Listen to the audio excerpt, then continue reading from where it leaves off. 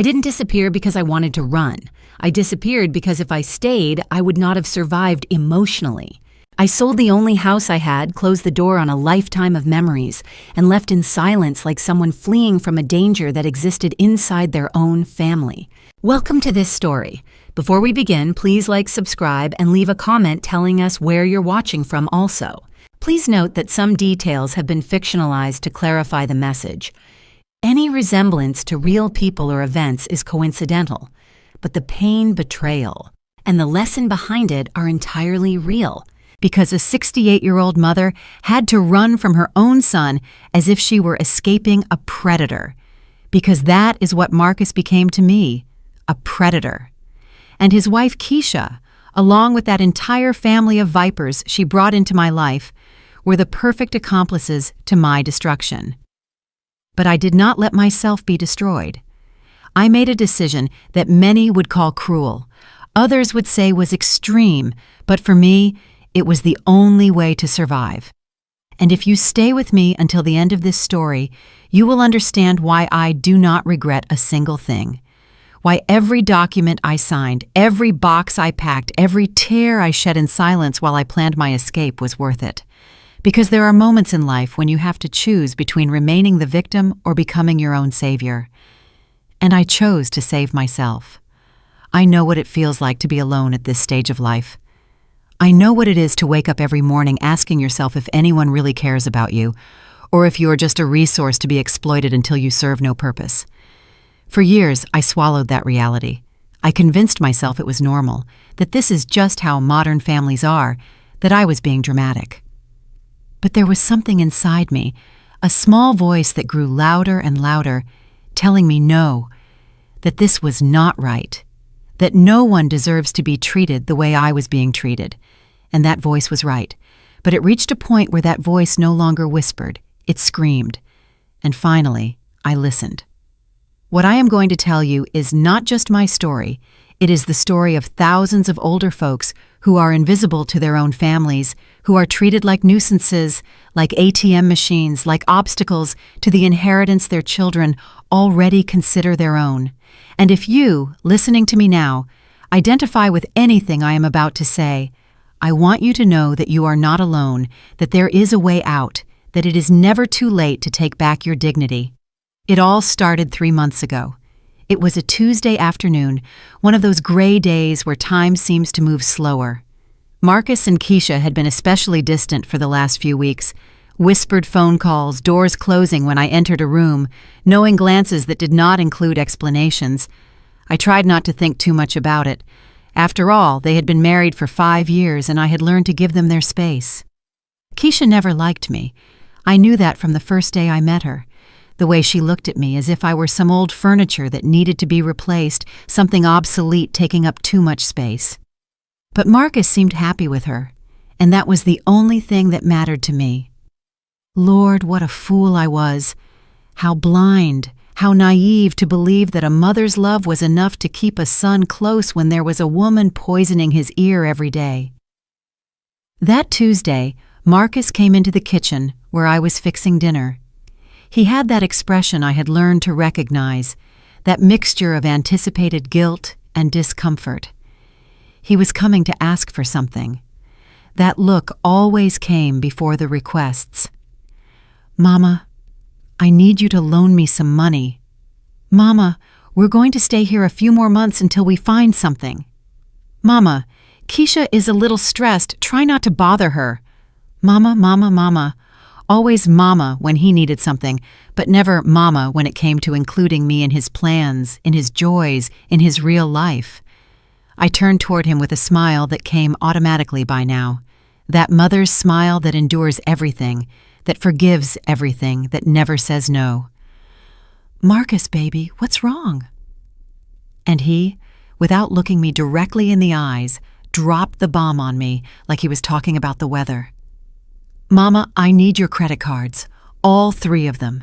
Kesha and I have to make some important purchases this week. I'll give them back to you next Monday. Something inside me tensed up. He had never asked for all 3 cards at the same time. 1, yes, maybe 2 in case of an emergency, but all 3? "What do you need all three for, Marcus?"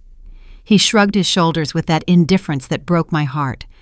"I already told you, important purchases. Don't worry, Mama. Trust me." Trust me. Those words echoed in my head for days afterward. Trust me, said the son I had raised alone after his father died when he was barely 8 years old.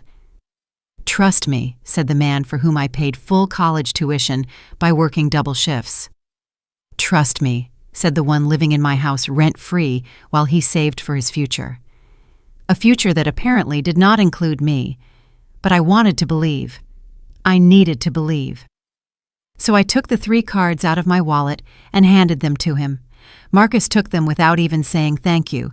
He just nodded, mumbled a quick, "See you later," and walked out of the kitchen. I heard him say something to Kesha in a low voice in the hallway. I heard her laugh, a laugh that sounded like victory. And something inside me knew, in that moment I knew, that I had just made a terrible mistake. But I still didn't know how terrible it was. I didn't know yet that those cards were going to be used to fund a betrayal so big it would change my life forever. The next 3 days were strange. Marcus and Kesha practically disappeared from the house. They left early and came back late. When I asked where they had been, the answers were vague.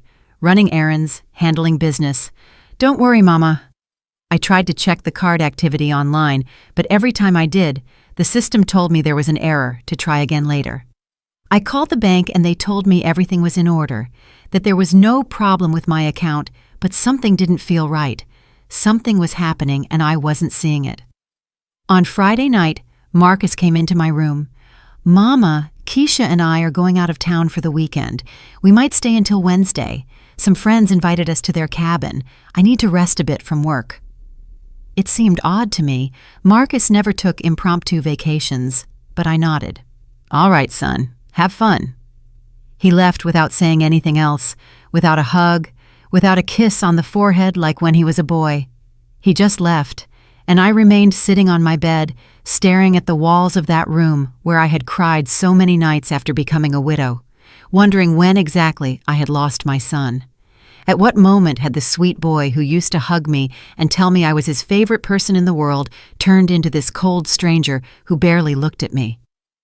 Saturday morning, I woke up to a strange silence in the house, that type of silence that makes you feel uncomfortable in your own home.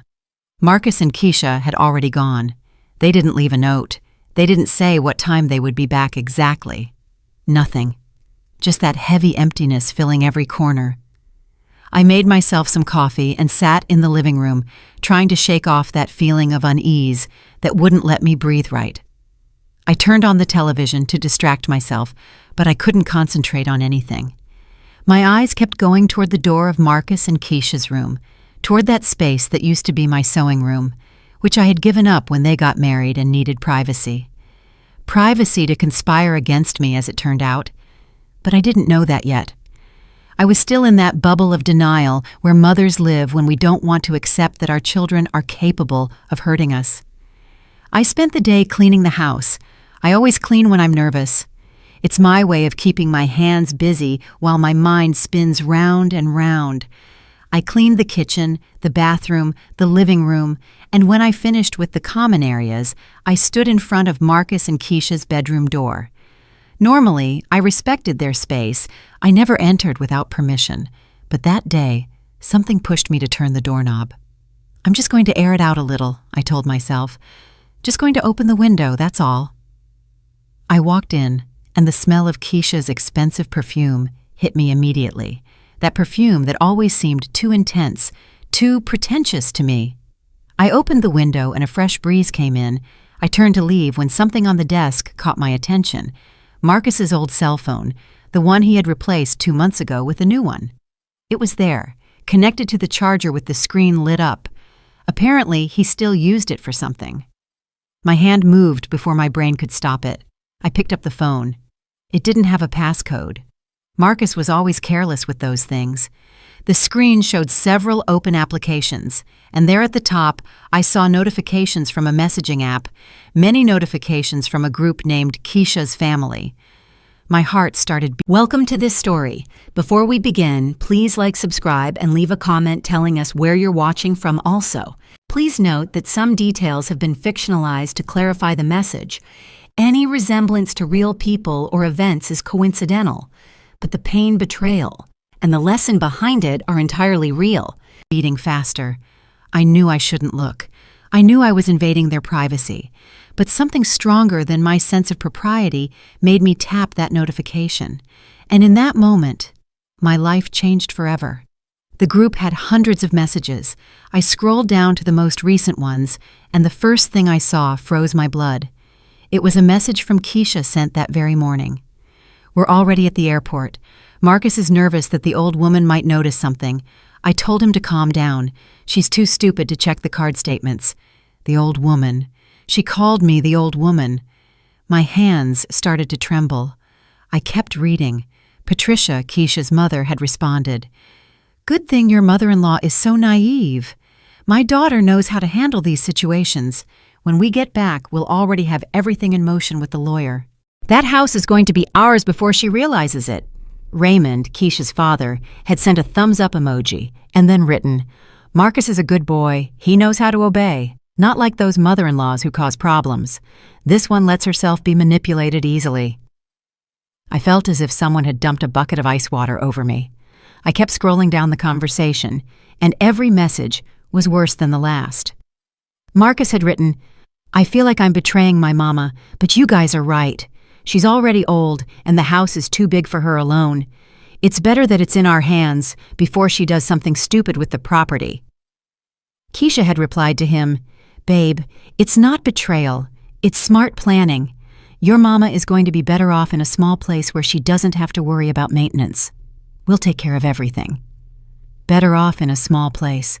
They were talking about me as if I were a piece of furniture that needed to be relocated, as if my opinion didn't matter, as if this house, which had been my sanctuary for 40 years, which my late sister Catherine had left me with so much love, was something they could simply take. I kept reading with tears falling down my cheeks. There were messages from days ago planning this trip. It wasn't a weekend at a cabin with friends. It was a full week's trip to Miami. To Miami, with Kesha's entire family. Patricia had written, I already booked the hotel, 5 stars, right on the beach. We're going to enjoy these days properly. After all, Kesha's mother-in-law is paying for everything without knowing, Raymond had responded. Excellent. I also made reservations at the best restaurants. We're going to live like kings this week, and let the old woman pick up the tab. Marcus had sent, I used Mama's 3 cards. Between all of them, they have a limit of almost $20,000. It should be enough for everything. $20,000. They had planned to spend $20,000 of my savings. Money I had gathered over years of working until my body ached. Money I had saved for my old age, for medical emergencies, so I wouldn't be a burden on anyone.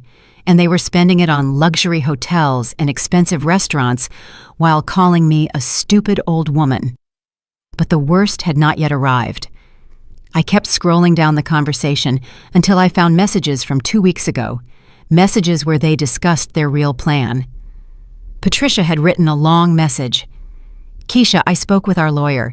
He says if Marcus can get his mother to sign a power of attorney, we can start the process of transferring the property. It won't be immediate, but we can start preparing the ground. He also says if she is showing signs of senility or mental incapacity, the process is faster. Kesha had responded, My mother-in-law is perfectly lucid, Mama. We can't invent that. Patricia, there's nothing to invent, honey. You just have to document forgetfulness, confusion, erratic behaviors. All old folks have those moments. You just have to record them on video when they happen and present them as evidence that she cannot handle her own affairs. Raymond, Patricia is right. I know 3 cases where it worked perfectly. The family managed to get total control of the elderly person's properties using that method. It is legal if done right. Marcus, I don't know if I feel comfortable with that. Kesha, baby, think about our future. Think about the children we are going to have. We need that house.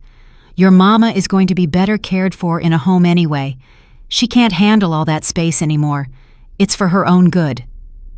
For my own good.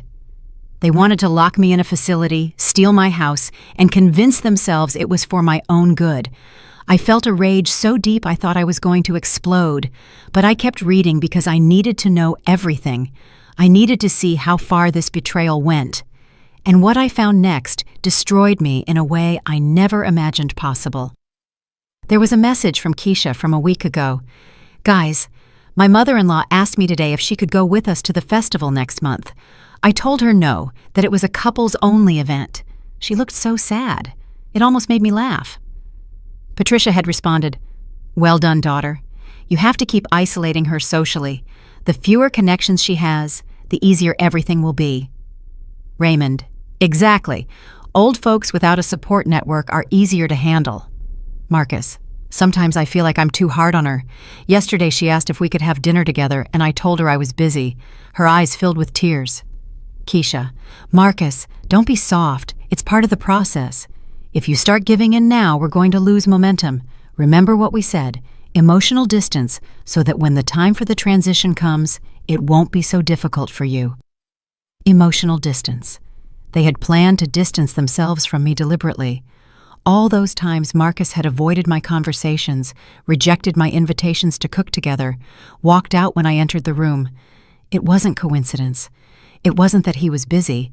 It was a cold and calculated strategy to break my heart little by little, to make me feel invisible in my own house, to prepare me for the day they would kick me out of my own home. The tears were falling so fast I could barely see the screen.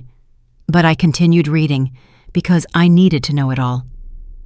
I found another message from Patricia that made me feel physically sick. "Althea is the perfect type of old woman for this. She doesn't have many friends. She doesn't go out much. Her only real family was her sister, and she's dead. Marcus is all she has. That gives us a total advantage." Raymond, "Plus, she's one of those old-school women who do everything for their children. She would never report us or cause problems. She is too submissive." Kesha, "Exactly. That's why I chose well. A man with a mother like that was perfect for what we needed." Chose well. Kesha had chosen Marcus because I was vulnerable, because I was alone, because I had sacrificed so much for my son that they knew I would never confront him. I let myself fall onto Marcus's bed, with the phone still in my trembling hands. My whole body shook uncontrollably. It wasn't just rage I felt. It was something much deeper and more painful. It was the sensation of having been completely destroyed by the only people I had trusted, by the son to whom I had given everything, absolutely everything. I closed my eyes trying to process what I had just read, but the words kept resonating in my head like blows. "Stupid old woman. Too submissive. I chose well. Easy to handle." Every phrase was a knife sticking deeper into my chest. I stayed there lying down for how long? Maybe minutes, maybe hours. The sun was starting to set when I finally sat up. I had to keep reading. I had to know everything before they came back, before they could erase the evidence or change their plans. I needed to know every detail of this betrayal to be able to protect myself. I went back to the phone and looked for older conversations. I found the exact moment where it all started. 8 months ago, Kesha had started a conversation with her parents. "Mama, Daddy, I have an idea. My mother-in-law's house is worth at least $400,000 according to the city tax assessment. It's in a neighborhood that's appreciating a lot.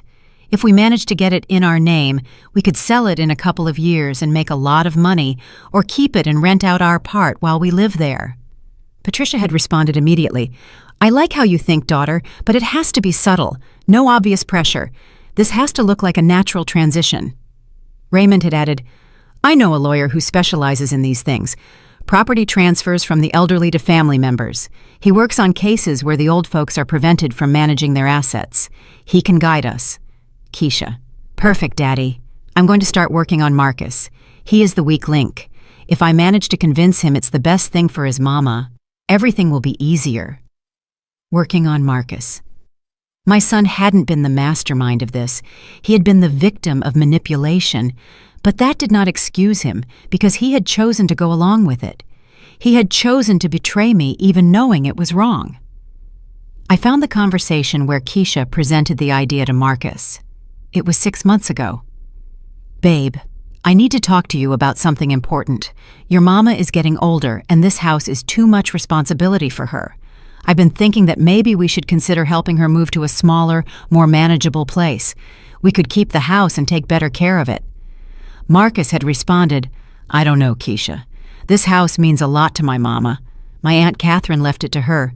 They were very close." Kesha: "Exactly why, babe. It's too much pain for her. Every corner reminds her of her dead sister. She would be better off in a new place where she can start from scratch. Besides, think about our future. Think about the babies we want to have. We need space. We need stability. Your mama would understand if you explained it to her, right?" And so it had started, with lies disguised as concern, with manipulation wrapped in sweet words about my well-being. Marcus had resisted at first. There were messages where he expressed doubts, where he said he didn't feel right about the idea. But Kesha was persistent, and her parents bombarded him with arguments. Little by little, they wore down his resistance until finally Marcus gave in. I watched it happen in those messages. I saw how my son was turned into an accomplice to my destruction, message after message. But there was something else that destroyed me completely. I found a conversation where they spoke specifically about my sister Catherine. Patricia had written, "The fact that the sister left the house directly to Althea and not to Marcus is a problem. It means she wanted to protect her from something. We're going to have to be very careful." Raymond: "Or maybe the sister was just a stupid old woman too and didn't think about the legal implications." Kesha: "My mother-in-law says her sister made her promise she would never sell the house, that it was so she would always have a safe home." Marcus: "Yeah, my Aunt Catherine made her swear that on her deathbed. My mama cried for months after she died." Kesha: "Well, promises to the dead aren't legal contracts. Once the house is in our name, we can do whatever we want." We can do whatever we want. They were talking about breaking the sacred promise I had made to my dying sister as if it were nothing, as if Catherine's last wish was a minor inconvenience they could ignore. My sister had worked all her life to buy that house. She never married, never had children. She left it to me because she knew I had suffered so much after becoming a widow, because she wanted to ensure I always had a roof over my head. And these people wanted to destroy that gift of love as if it were trash. I kept reading and found the detailed plans. They had divided the process into phases. Phase 1, isolate me emotionally so I would depend more on Marcus.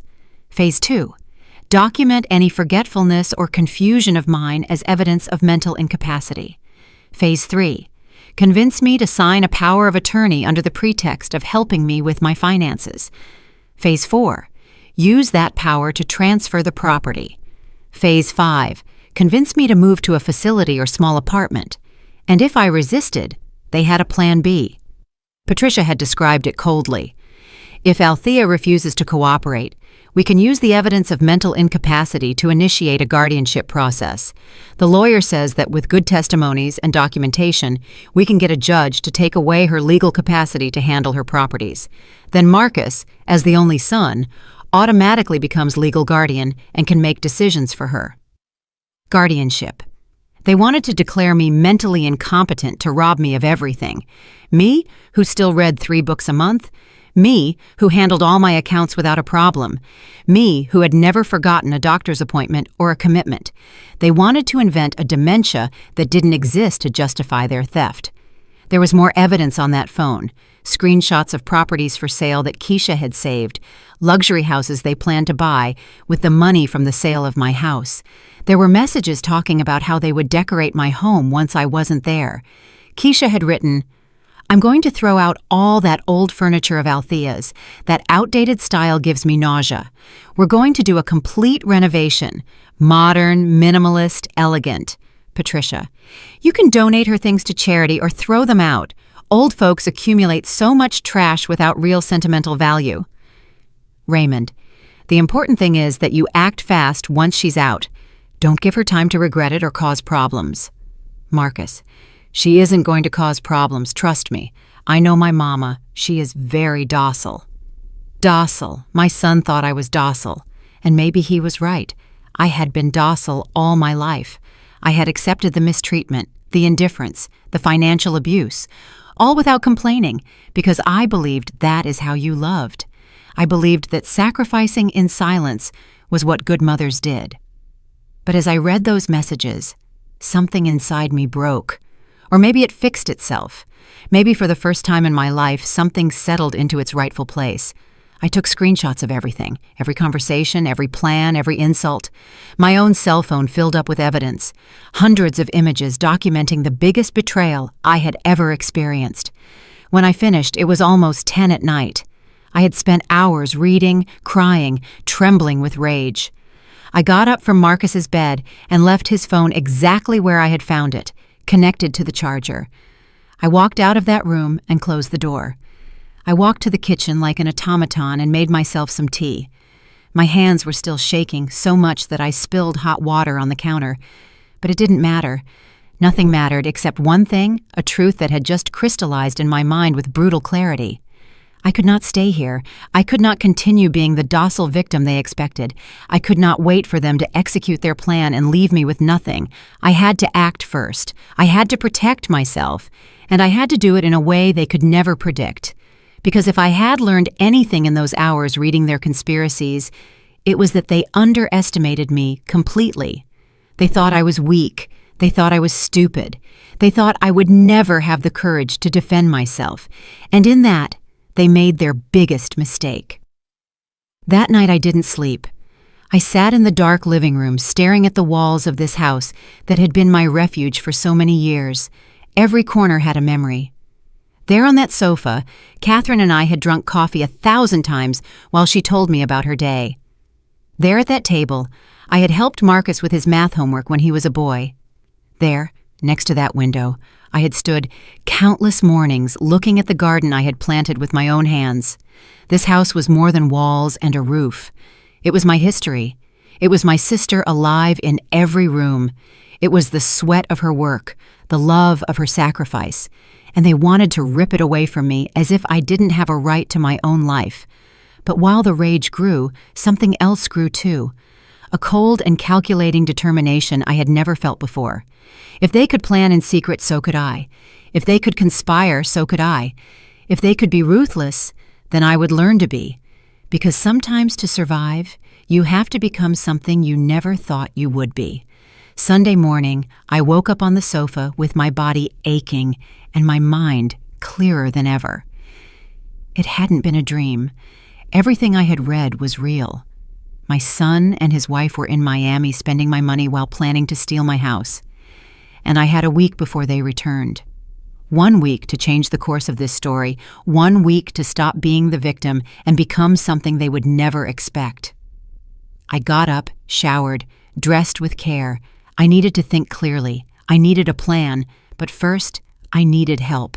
I couldn't do this alone. I needed someone I could trust, someone who wouldn't judge me, someone who understood. And there was only one person who met those requirements. Bernice, my neighbor of a lifetime, the woman who had been by my side when Catherine died, the only real friend I had left. I took my phone and texted her. "Bernice, I need to talk to you urgently. Can you come to my house this morning? It's important." She responded in 5 minutes. "Heading there in half an hour. Are you okay?" I wrote back, "No, but I'm going to be."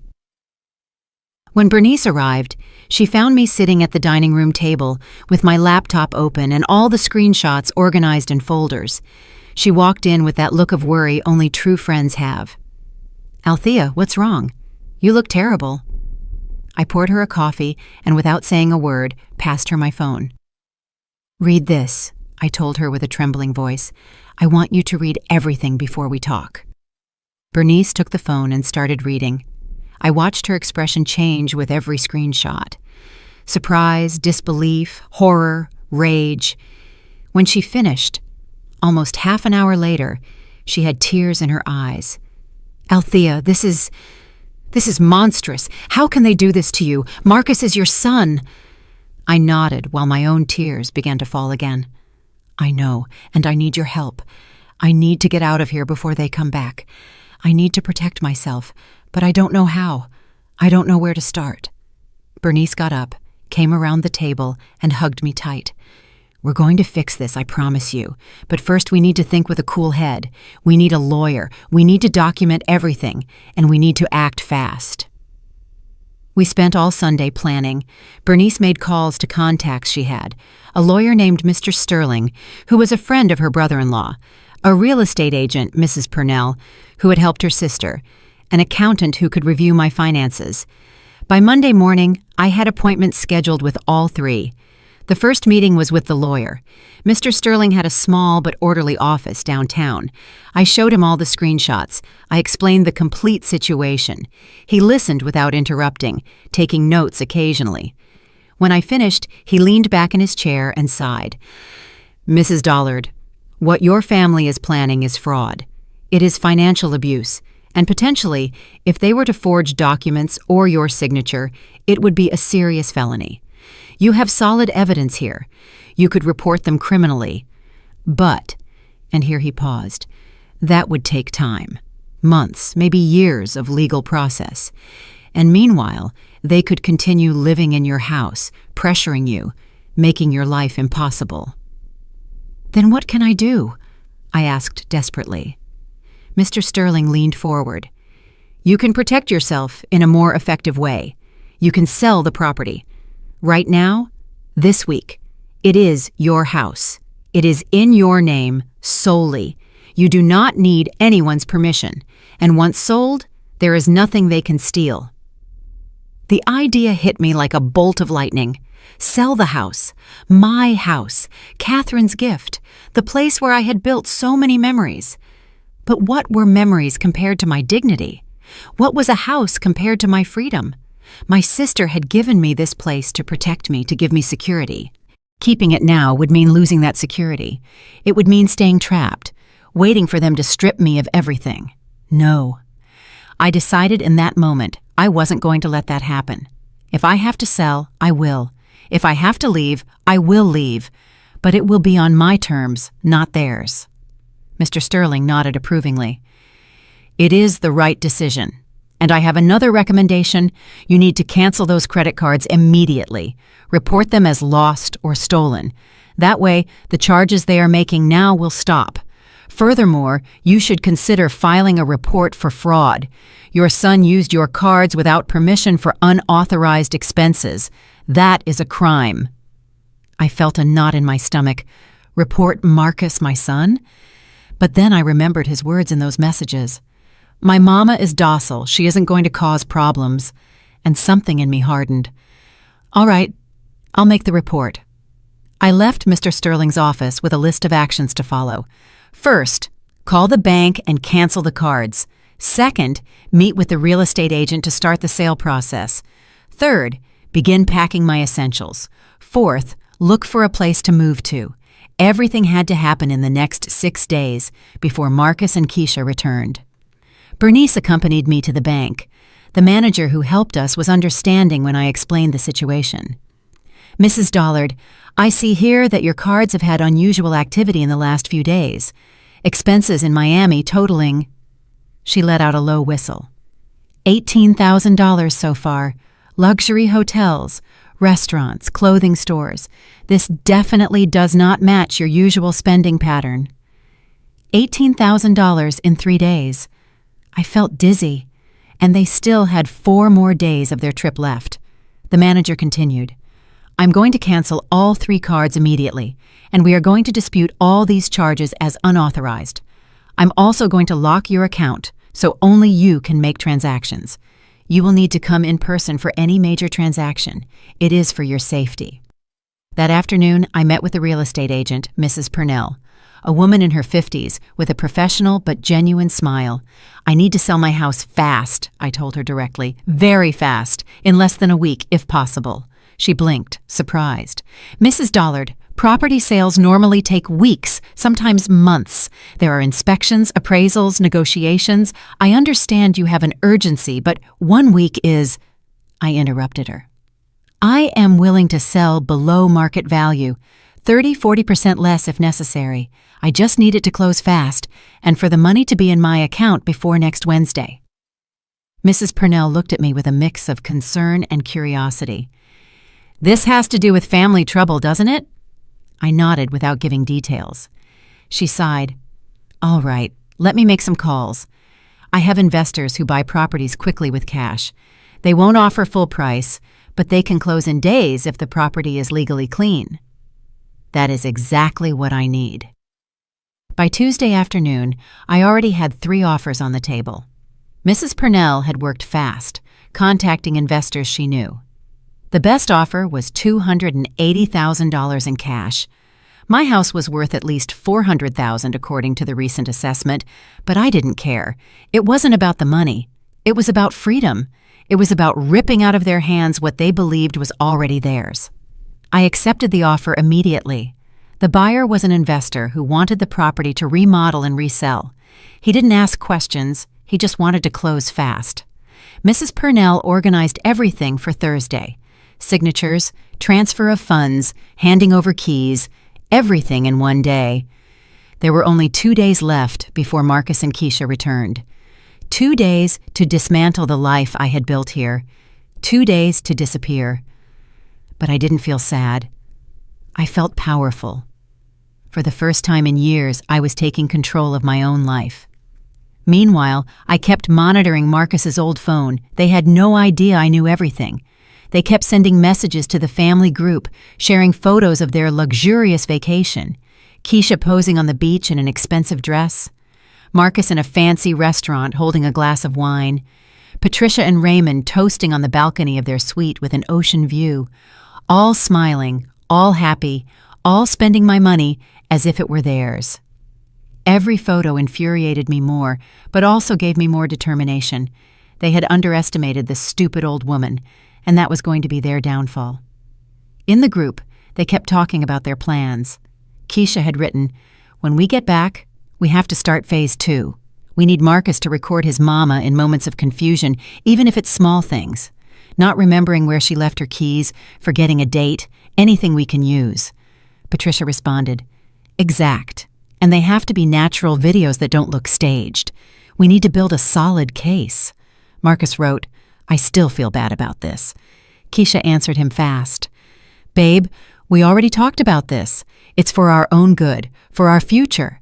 Your mama is going to be better cared for, I promise you." Lies on top of lies. But I wasn't there to be their victim anymore. Wednesday, I started packing. Not everything, just the essentials. Clothes, important documents, photographs of Catherine, some objects with sentimental value. Bernice helped me. We worked in silence most of the time, only interrupted by my occasional tears when I found something that brought back memories. A photo of Marcus when he was a baby. A necklace Catherine had given me. The apron my late husband used when he barbecued on Sundays. Every object was a piece of my life I was leaving behind. But I had to do it. There was no other choice. Bernice hugged me when she saw me crying over a box of photos. "You're going to be all right, Althea. This isn't an ending, it's a beginning. A better beginning where no one is going to hurt you." I wanted to believe her. I needed to believe her. While I packed, I also did other important things. I called the bank and transferred all my money to a new account in another state, an account only I knew about. I canceled all the utilities in my name at this house. Lights, water, gas, internet, everything. I scheduled the cancellations for Friday morning. I wanted that when Marcus and Kesha arrived Wednesday night, they would find an empty house, dark and with nothing. I also prepared something special. With the help of Mr. Sterling, the lawyer, I drafted a letter. A letter that explained everything, that showed them I knew every detail of their plan. That made it clear they had lost. The letter was hard, direct, with no room for misunderstandings. It started like this. "Marcus and Kesha, when you read this, I will have already disappeared from your lives. The house you planned to steal from me has already been sold. The money you thought you would inherit is protected in accounts you will never be able to touch. The credit cards you used for your luxury trip without my permission have been reported as fraud. Every charge you made is being disputed, and there is a criminal investigation in process. I know everything. I read every message, saw every plan. I know every insult you said about me. Stupid old woman. docile, easy to handle. You thought I was so weak I would never defend myself. You were wrong." The letter continued for 2 more pages, detailing every betrayal, every lie, every moment where they had demonstrated their true character. And it ended with this: "Marcus, I gave you life. I raised you alone after your father died. I worked until my body ached to pay for your college. I opened the doors of my house to you when you got married, and you repaid all that by planning to lock me in a facility while you stole the last gift my sister left me. Kesha, I welcomed you into my family with open arms. I never made you feel less, never treated you badly. And you called me a useless old woman and conspired to destroy me. To both of you, I say this: I am not going to press criminal charges, though I could. I am not going to expose you publicly, though I should. I am simply going to do what I should have done a long time ago: disappear from your lives, because finally I understood that you never loved me. You only loved what you could get out of me. Do not try to find me. Do not try to contact me. For me, you ceased to exist the day you decided to betray me. Have the life you deserve. Althea." Mr. Sterling helped me schedule the delivery of the letter. It would arrive by certified mail exactly Thursday afternoon, 1 day after I had disappeared, 1 day after they returned. I had another detail to add to the plan. I copied all the screenshots of the conversations and saved them on a USB drive. I left that drive with Mr. Sterling with specific instructions. If Marcus or Kesha try to look for me legally, if they try to cause problems, if they tell lies about me, you have permission to use this evidence. You can hand it to the authorities. You can show it to whoever is necessary. I want them to know that although I won't attack them, I'm not going to let them attack me either. Mr. Sterling locked the drive in his safe. "Althea, you did everything correctly. You protected yourself legally and emotionally. Now you just need to protect yourself physically. Where are you going to go?" I already had the answer. My cousin Sheila, not my neighbor Bernice, another cousin, lived in another state. We had been close as girls, but lost contact over the years. I had called her 2 days before, explaining my situation vaguely. She asked no questions. She only said, "Come, stay as long as you need. My house is your house." Thursday, the day of the signing, arrived. Mrs. Purnell picked me up early in the morning. We went to the notary's office where the buyer was already waiting. He was a businessman in his 40s, polite and efficient. We signed papers for an hour. Every signature was one more step toward my freedom. When we finished, the notary handed me a certified check for $280,000. I looked at it feeling a mixture of relief and sadness. This piece of paper represented 40 years of my life in that house, but it also represented my salvation. I went directly to the bank and deposited the check. The manager processed the transaction immediately. "The funds will be available in 24 hours, she told me. Perfect. By the time Marcus and Kesha returned, the money would already be safe in my new account in another state, unreachable to them, protected, mine. I went back to the house for the last time that afternoon. The new owners would take possession Friday morning. I had this night to say goodbye. I walked through every empty room. My steps echoed in the silence. There was no furniture anymore, no pictures on the walls, nothing to say Althea Dollard had lived here for decades. I stood in the center of the empty living room and closed my eyes. I could see Catherine sitting in her favorite armchair, the one I had sold along with everything else. I could hear her laugh when she told me stories about her job. I could feel her hug the day she handed me the keys to this house, telling me, "Sister, this is yours forever. No one can ever take it from you." I never thought the one who would try to take it from me would be my own son. I opened my eyes, and the tears ran freely down my cheeks. "Forgive me, Catherine. I know I promised you I would never sell this house, but staying meant losing it anyway. At least this way, it was me who made the decision. It was me who had control. I hope wherever you are you can understand. I hope you know I did the only thing I could do to survive." I stood there until it got dark. Then I locked the door for the last time and handed the keys to Mrs. Purnell, who would give them to the new owners in the morning. I never went back inside that house. That night, I slept at Bernice's house, my neighbor. She had insisted I not spend my last night alone. She prepared a simple dinner, and we sat eating in silence. "Althea," she told me finally, "I know this hurts. I know you feel like you're losing everything. But I want you to know something. What you are doing is brave. Most people in your situation would let themselves be abused because they are afraid of being alone. You chose your dignity. That isn't cowardice. It is the bravest thing I have seen." Her words comforted me, but I still felt that emptiness in my chest, that sensation of having lost my son, because that was what hurt the most. Not the house, not the money. It was knowing that Marcus had betrayed me, that the boy I had raised, whom I had loved with every fiber of my being, had turned into a stranger capable of hurting me in the deepest way.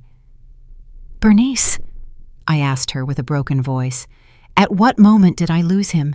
At what moment did my son stop loving me?" She sighed and took my hand. "I don't know, Althea. Maybe he never stopped loving you. Maybe he just stopped prioritizing you. Maybe Kesha changed him. Or maybe, and forgive me for saying this, maybe he was always selfish and you never wanted to see it. Children aren't always what we want them to be. Sometimes they are exactly what we don't want to see." Her words hurt because they tasted like the truth. There were signs, years of signs that I had ignored. Marcus had always been a little selfish, a little inconsiderate, but I had justified it. "He's young," I told myself. "He'll mature, he'll learn." But he never matured. He only learned to hide his true nature better until he met Kesha and found someone who encouraged him to be his worst version. Friday morning, Bernice drove me to the bus station. I had decided not to fly. I didn't want to leave easy trails to follow. The bus was slower, but more anonymous. My cousin in the other state was waiting for me. The trip would take 2 days with several stops, 2 days to put distance between my previous life and my new reality. While I waited at the station, I received a message from Mr. Sterling, the lawyer.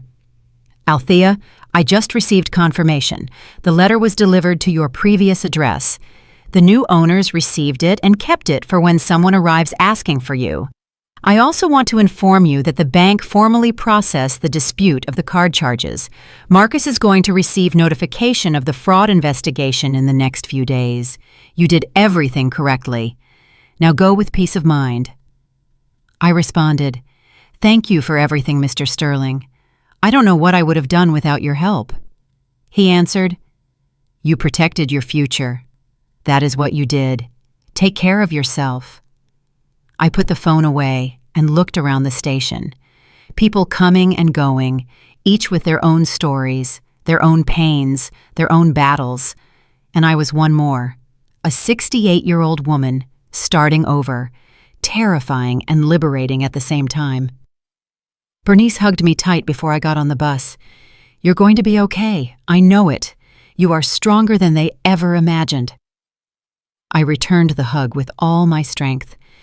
"Thank you for everything, for believing me, for helping me, for being the only real friend I had." She had tears in her eyes. "Keep me informed. I want to know you arrived safely, that you are safe. Promise me." "I promise." I got on the bus and found my seat next to the window. As the vehicle started up and the city began to fade away, I thought about Marcus and Kesha. At that moment, they were enjoying their last day in Miami, spending the last dollars on my cards before they expired, taking photos to show off on social media, planning how they were going to continue with their scheme when they returned. They had no idea what awaited them. They had no idea their victim had disappeared, that their plan had collapsed, that the stupid old woman had turned out to be much smarter than they thought. And that gave me a dark but real satisfaction. It wasn't exactly revenge. It was justice. It was self-protection. It was survival. The bus crossed landscapes I had never seen. Open fields, small towns, mountains in the distance. Every mile took me further from my previous life. Every hour that passed brought me closer to my new reality. I thought a lot during that trip. I thought about all the times I had swallowed my pride, all the times I had accepted mistreatment because I was afraid of being alone. All the times I had prioritized Marcus's happiness over mine. And I realized something. It hadn't been love. It had been fear. Fear that if I didn't sacrifice constantly, if I didn't make myself small, if I didn't accept the crumbs of affection they gave me, then I would be completely alone. But now I was alone anyway. And strangely, it didn't feel as terrible as I had imagined. It felt like breathing after being underwater too long. I arrived at my destination Sunday afternoon. My cousin Sheila, whom I hadn't seen for almost 15 years, was waiting for me at the station. She recognized me immediately despite the time. "Althea," she said, hugging me. "Welcome home. This is your house now for as long as you need." Her apartment was small but cozy. She showed me the guest room she had prepared for me. "It isn't much," she apologized, "but it's comfortable and it's yours." I cried when I saw the bed with clean sheets, the towels folded on the dresser, the fresh flowers on the nightstand. I cried because someone had bothered to make me feel welcome, someone who didn't really know me, who owed me nothing, had done more for me in one day than my own son in years. That night, while unpacking my few belongings, I received a message from a neighbor back at my old house. "Althea, I don't know if you should know this, but Marcus and Kesha arrived an hour ago. It was chaos. They were screaming, crying, calling the police. The new owners showed them the sale papers. Marcus tried to force the door and almost got arrested. Kesha was screaming that this was impossible, that you couldn't have done this. Finally, they left. I heard Marcus say they were going to look for you. Thought you should know." "Thank you," I responded. "I am already far away. I am safe." I blocked Marcus's number that night, and Kesha's too. I didn't want to hear their excuses, their screams, their threats. I didn't need that poison in my new life. The following days were strange. I would wake up in the mornings not knowing where I was for a few seconds. Then reality would return. I was in another city, in another life. Far from Marcus, far from Kesha, far from everything I had known. My cousin gave me space, but also company. She didn't ask invasive questions, just let me be. In the mornings, we had breakfast together and she went to work. I spent the days walking around the neighborhood, getting to know the streets, looking for little places to drink coffee, trying to build a new routine, trying to heal. But wounds don't heal fast, especially those made by the people you love most. Every night I checked my phone expecting something. I didn't know what. Maybe an apology from Marcus. Maybe a message saying he was sorry, that he had made a mistake, that he still loved me. But nothing came. Just silence. And that silence hurt more than any insult. 1 week after my arrival, Mr. Sterling called me. "Althea, I need to inform you about some developments. Marcus tried to file a complaint against you for fraudulent sale of property. He alleged you were mentally incapacitated and that the sale should be annulled." My heart stopped. "And what happened?" Mr. Sterling laughed bitterly. "The judge reviewed the documents. He saw that you passed recent medical evaluations as part of the sale process. He saw that a notary certified your mental capacity. He saw that you acted with counsel present. And then he saw the evidence I presented of the conversations where they planned to declare you incompetent falsely. The case was dismissed in minutes. Furthermore, the judge warned Marcus that filing false reports could result in charges against him." I felt a relief so big I almost fainted. "So, they can't do anything? They can't touch the money? They can't reverse the sale? They can't force me to return?" "Exactly," Mr. Sterling confirmed. "Legally, you are completely protected. Besides, the bank confirmed the fraudulent charges on the cards. Marcus will have to pay everything back or face criminal charges, and Kesha is also implicated because she made some of the charges directly. They are in serious financial trouble now. After hanging up with Mr. Sterling, I sat on the small balcony of my cousin's apartment. I looked at the city I was barely starting to know, a city where no one knew my story, where no one saw me as the stupid old woman who had been deceived by her family. Here, I was just Althea, a woman starting over. And that felt like a gift. Days turned into weeks. I found a small apartment to rent. I didn't want to abuse my cousin's hospitality. It was a modest place, a single bedroom in a quiet building. But it was mine. No one had keys except me. No one could enter without my permission. No one could conspire against me inside these walls. I bought simple furniture, nothing fancy, just the necessary. A comfortable bed, a small table, an armchair to read in. I decorated with the few photographs I had brought. Catherine smiling at me from a frame on the nightstand, my late husband in another frame in the living room. Marcus was not in any visible photograph. I had brought some of him as a child, but I kept them in a box in the closet. I couldn't look at them without crying, without wondering where I had lost that sweet boy. 1 month after my arrival, I received an email from Marcus. I had changed my phone number, but he still had my email address. The message was long, erratic, full of rage and desperation. "Mama," it began, although it didn't feel like it came from a son. It sounded like a furious stranger. "How could you do this to us? How could you sell the house without telling us? That house was my inheritance. It was my future. Kesha and I had planned everything.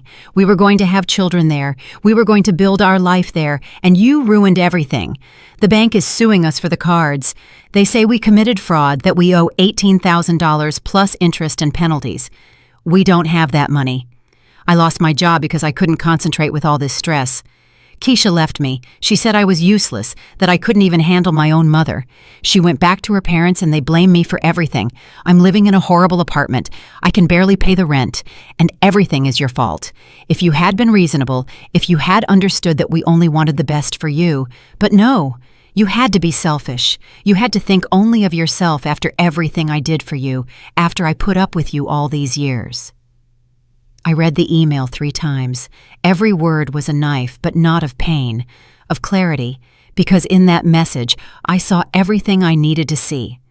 Marcus wasn't remorseful. He didn't ask for forgiveness. He didn't recognize his betrayal. He was only angry because his plan had failed. He only blamed me for protecting myself. He said he had put up with me all these years, as if having me as a mother had been a burden, as if raising your son, loving him, sacrificing for him, was something for which he should receive gratitude. His thinking was so twisted it was scary. I replied to the email. It was the only time I did. My response was short. "Marcus, I read your message, and the only thing I see is that you still don't understand what you did. You didn't sell me your plan as something for my good. You conspired behind my back. You didn't ask me for the house. You planned to steal it from me. You didn't use my cards with permission. You committed fraud, and now that you face the consequences of your actions, you blame me. That tells me everything I need to know. There is nothing more to talk about between us. Do not contact me again. Althea." After sending that message, I blocked his email. I closed that door completely too. The following weeks were easier, without the constant anxiety of expecting messages from Marcus, without the weight of wondering if I should give him another chance, without the guilt he tried to impose on me for protecting myself. I began to go out more. I met other women in a reading group at the local library. Women my age who had also lived through losses, betrayals, new beginnings. I didn't tell them my full story at first, but little by little, I shared pieces, and I found something surprising. I wasn't the only one. Almost all of them had stories of relatives who had used them, hurt them, betrayed them. And all had to make difficult decisions to protect themselves. One of them, a lady named Loretta, told me something I will never forget. "Althea, society teaches us that mothers must sacrifice always, that we must endure everything because it is our duty. But no one teaches us that we also have a right to dignity, to respect, to say, enough. What you did wasn't abandoning your son, it was saving yourself. And that isn't selfishness, it's survival. I found a part-time job at a craft store. I didn't really need the money, but I needed purpose. I needed to feel useful. The owner was a kind woman who taught me how to make some pieces. I discovered I had talent for crafts. I started doing small projects, knitting, embroidery, decorations, things we sold in the store. And every piece I completed felt like a small victory, like proof that I could still create. I could still contribute. I still had value. The months passed. Autumn arrived with its golden colors. I had planted some flowers in pots on my small balcony. I tended to them every morning, watched them grow. And in those flowers, I saw my own transformation. I was also growing. I was also blooming, even though I had started in arid and rocky soil. I received one last piece of news from Mr. Sterling before closing that chapter completely. Althea, I thought you would want to know. Marcus and Kesha reached an agreement with the bank. They are going to pay the $18,000 in installments over 5 years. If they miss a single payment, they face criminal charges. I also learned that Marcus is working 2 jobs to be able to pay. And Kesha went back to him, but apparently the relationship is very deteriorated. Her family despises him for not having been able to get the house. Ironic, isn't it? What they wanted united them. What they lost is destroying them. Ironic was an understatement. It was poetic justice. They had conspired together, supported each other in their evil plan, laughed at me while spending my money. And now, that same destroyed plan was what kept them tied in a toxic relationship. Marcus trapped working like a slave to pay a debt that should never have existed. Kesha trapped with a man her family despised. Patricia and Raymond watching as their grand scheme not only failed, but left their daughter in a worse situation. I felt no pity for any of them. Maybe that made me cruel. Maybe I should have felt some compassion. After all, Marcus was still my son biologically. But the son I had raised, the boy I had loved, he didn't exist anymore, if he ever existed. Maybe it had just been an illusion I had created, a fantasy of perfect motherhood that was never real, and accepting that hurt. But it also liberated, because it meant I hadn't lost anything real. I had only let go of something I never had. Winter arrived in my new city. It was colder than the weather I was used to. I bought thick coats and learned to enjoy the cold. There was something purifying about it, as if every gust of icy wind took away another piece of the pain. I joined more activities, a walking group for seniors, a painting class at the community center. I even started taking computer classes because I wanted to learn to use technology better. I wanted to be independent in all aspects. I didn't want to ever depend on anyone again. In the painting class, I met a gentleman named Franklin. He was a widower, a few years older than me, with a gentle smile and sad eyes that understood loss. We didn't flirt exactly. We were 2 broken people learning to exist again. But there was a comfort in his presence, a silent understanding. One day after class, he invited me for coffee. I accepted. We sat in a small cafe and talked for hours. He told me about his wife who had passed from cancer 3 years ago, about his children who lived in other countries and rarely called him, about the loneliness of getting old when the people you thought would be there simply aren't. I told him my story for the first time. All my story from beginning to end.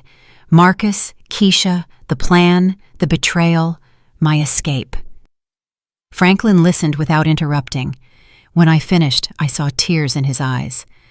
"Althea," he said, taking my hand across the table, "what you did was the bravest thing I have heard, and I am very sorry your son failed you in that way. But I want you to know something. The fact that he betrayed you does not mean you failed as a mother. It means he failed as a son." Those words broke something inside me. I cried there in that cafe. I cried for everything I had lost, for everything I had endured, for all the years I had believed I wasn't enough. Franklin didn't try to stop my tears. He just held my hand and waited. And when I finally calmed down, he smiled gently. "Now," he said, "let's talk about your future, not your past, about the good things that can still come." And we talked. For the first time in months, I talked about hopes instead of pain, about possibilities instead of losses, about the life I still had left to live. Franklin and I became close friends. There was no romance, not really, but there was companionship.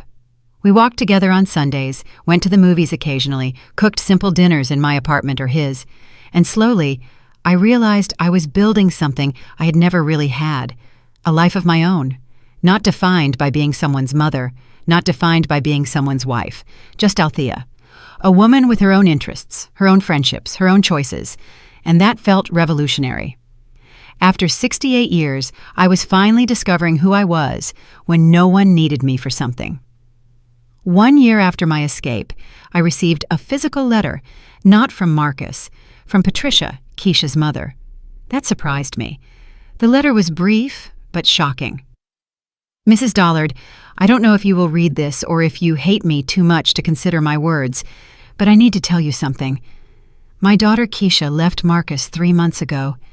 She realized he wasn't the man she thought, or maybe she realized the plan we drew up was immoral and cruel.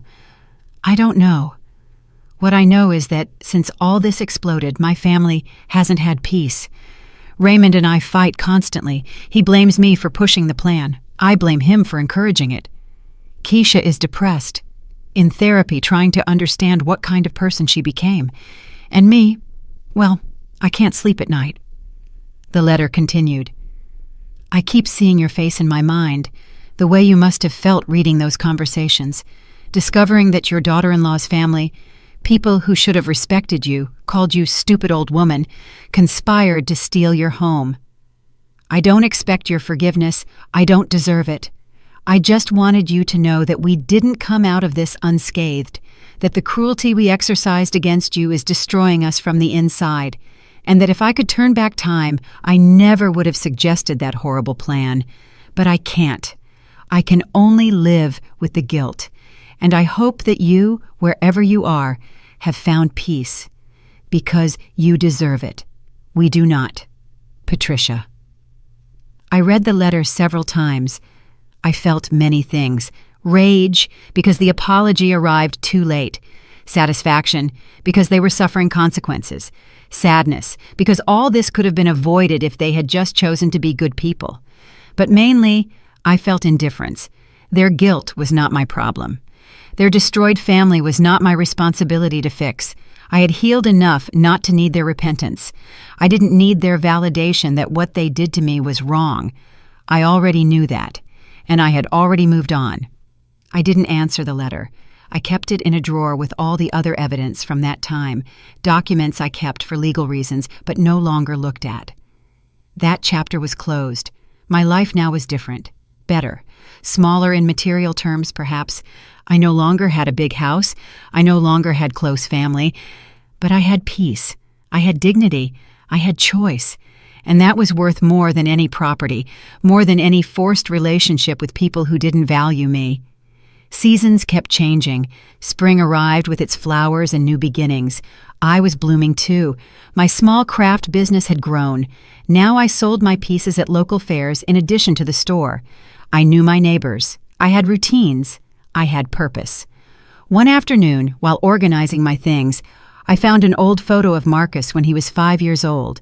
He was smiling, hugging a teddy bear, his eyes full of innocence.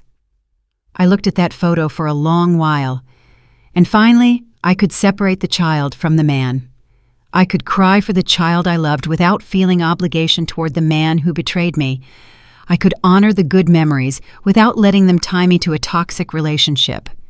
And that, I understood, was real healing. Franklin visited me that night. We had planned to have dinner together. While we cooked, I told him about the photo, about how finally I could look at it without feeling that sharp pain in my chest. He smiled while chopping vegetables. Althea, that means you are healing for real. It isn't forgetting. It is learning to remember without bleeding. He was right. The memories didn't bleed me anymore. I didn't wake up at night with panic attacks anymore. I didn't compulsively check my phone expecting messages that would never arrive. I didn't blame myself for not seeing the signs sooner. I had reached a place of acceptance. Things happened. They were terrible. But I survived. And not only survived, I was thriving in my own way. After dinner, Franklin and I sat on the balcony watching the stars. The spring air was soft and scented. "Althea," he said softly, "can I ask you something?" "Of course." "Do you ever think about contacting Marcus? About giving him a chance to apologize properly?" I considered the question honestly. I used to think about it the first few months. Every day. But not anymore. Because I realized something. He knows where I am.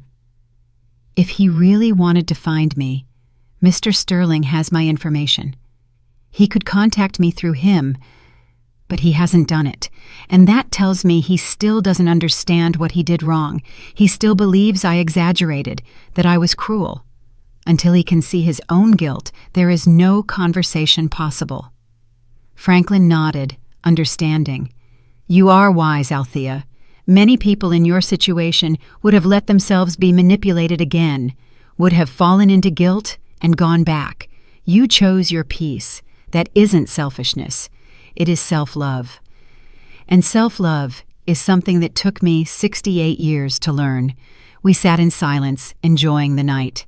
And in that silence, I found something I had never had in my old life. Real tranquility. Not the superficial calm of pretending everything was okay, but the deep peace of knowing I was exactly where I needed to be. 2 full years have passed since that night I read the messages on Marcus's phone. 2 years since my life exploded and I had to rebuild it from scratch. And now, sitting in this small apartment that is completely mine, I can say with honesty that I wouldn't change anything. Yes, I lost my house, but I gained my freedom. Yes, I lost my son. But I found myself. And that trade, however painful it was worth every tear. My routine now is simple, but satisfying. I wake up early and drink coffee on the balcony while I watch the sunrise. I work on my crafts in the mornings. In the afternoons, I walk through the park or visit the library. Weekends, I spend time with Franklin and with the friends I've made in my classes. They are small pleasures, nothing extraordinary, but they are mine. No one can take them from me. No one conspires to steal this life from me because I didn't build anything others can covet. I built peace. And that cannot be transferred. It cannot be sold. It cannot be stolen. I have learned so much in these 2 years. I learned that family isn't always blood, that the people who owe you the most loyalty are sometimes the first to betray you, that constant sacrifice doesn't generate gratitude, but expectations. That saying no is an act of self-love, not cruelty, that being alone is not the same as being abandoned, and that starting over at any age is possible if you have the courage to take the first step. The first step is always the hardest, but every step after becomes a little easier. Occasionally I receive news of my old life through acquaintances. I learned that Marcus finally finished paying off the card debt after almost 2 years of constant work. I learned that Kesha tried to go back to him briefly, but finally left him for good. I learned that Patricia and Raymond divorced due to the stress and mutual blame. I learned that Marcus now lives alone in a very modest apartment, working a job that barely makes ends meet. And although a part of me, that maternal part that never dies completely, feels a pang of sadness for him, the greater part of me feels only indifference. He made his choices. I made mine. He chose betrayal and greed. I chose dignity and survival. Both of us live now with the consequences of those choices. There is nothing more to discuss. Sometimes I wonder if Marcus thinks of me, if he regrets it, if he finally understands the magnitude of what he did. But those questions don't keep me up at night anymore. Because the truth is, it doesn't matter. His regret, or lack of it, doesn't change my reality. It doesn't give me back the years of mistreatment. It doesn't erase the insults he wrote about me. It doesn't undo the plan he hatched to rob me. And definitely, it doesn't rebuild the trust he destroyed. I have decorated my apartment with things that bring me joy, plants in every window, paintings I painted myself in art class, photographs of Catherine smiling, a blanket knitted by Loretta, my friend from the reading group, books piled next to my favorite armchair. It is a small space, but it is full of love. self-love, love from the real friendships I have cultivated. And that is enough. More than enough. It is abundance after years of emotional scarcity. The other day, while organizing my closet, I found the box with the photos of Marcus as a boy. I took it out and looked at them one by one. I didn't cry anymore. I just felt a gentle melancholy for that time that no longer exists, for that child who grew up and turned into someone I do not recognize. But I also felt gratitude, because that experience, however devastating it was, taught me the most important lesson of my life. It taught me that I matter, that my well-being matters, that my dignity is not negotiable, and that never, never again am I going to allow someone to treat me as if I were disposable. Franklin proposed a few months ago that we move in together. Not as a romantic couple necessarily, although there is deep affection between us, but as life partners. Two people who have been hurt and who choose to heal together. I am considering it, not because I need it, but because I want to. And that difference is fundamental. Before, I needed Marcus. I needed his approval, his presence, his affection. And that need made me vulnerable to his abuse. Now, I am complete on my own. If I choose to share my life with Franklin, it will be from a place of fullness, not lack. And that makes all the difference in the world.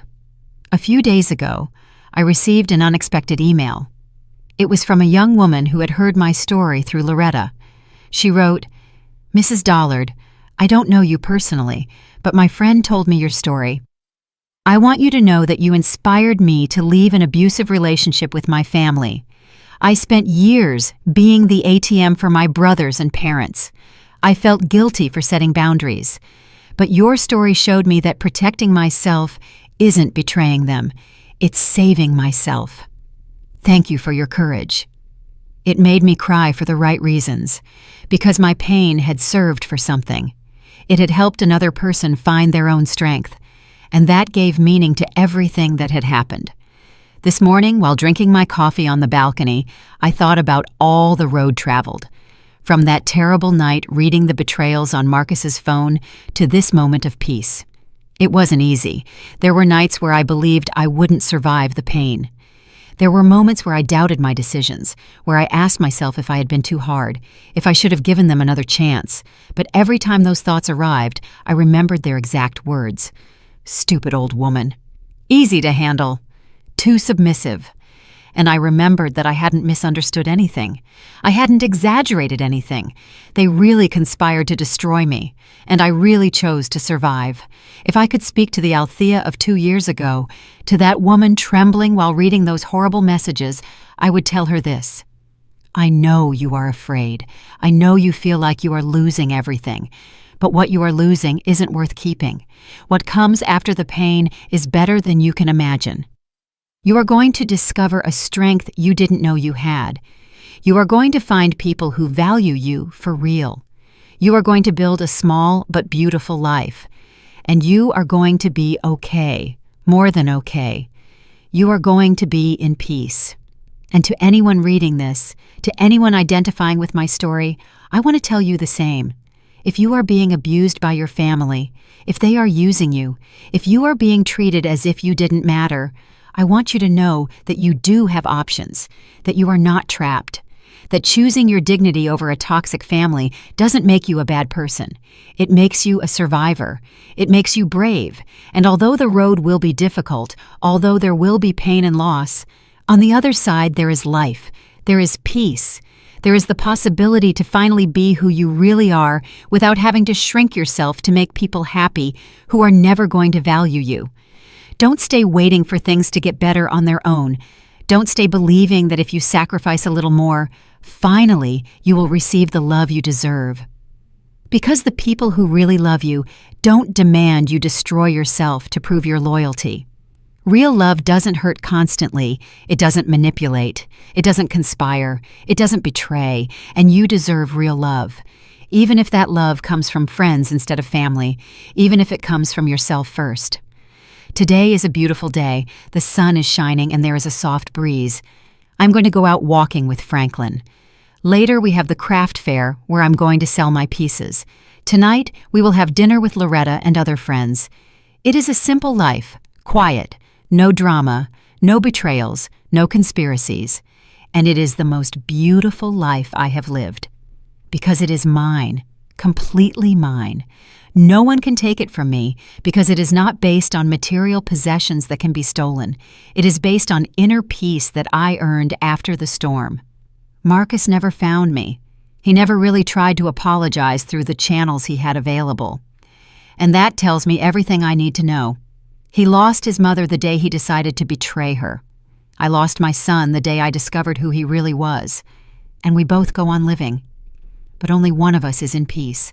Only one chose dignity over greed. Only one is truly free. And that person is me, Althea Dollard, 68 years old, survivor, free. And finally, after a lifetime of sacrifice for others, living for myself, and I don't regret a thing.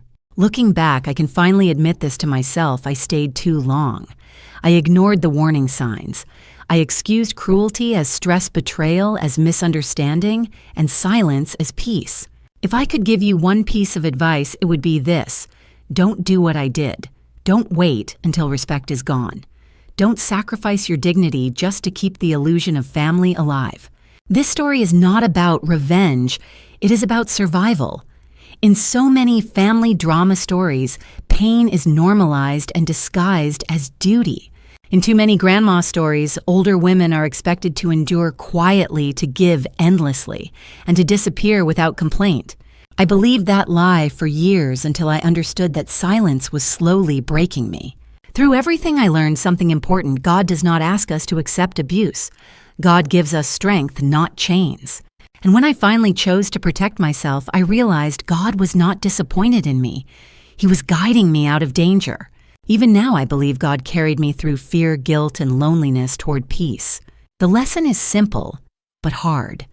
Love without respect is not love. Family without boundaries becomes a prison. These family drama stories exist because too many people confuse sacrifice with virtue. And these grandma stories keep repeating because women like me are taught to stay silent instead of safe. Thank you for staying until the end. Please leave a comment and tell me if you were in my place, would you have stayed longer or would you have walked away sooner? Let me know you're still here with me. And please be warned, the next story includes some fictionalized elements created for educational purposes. If this isn't for you, feel free to exit and choose content that suits you better.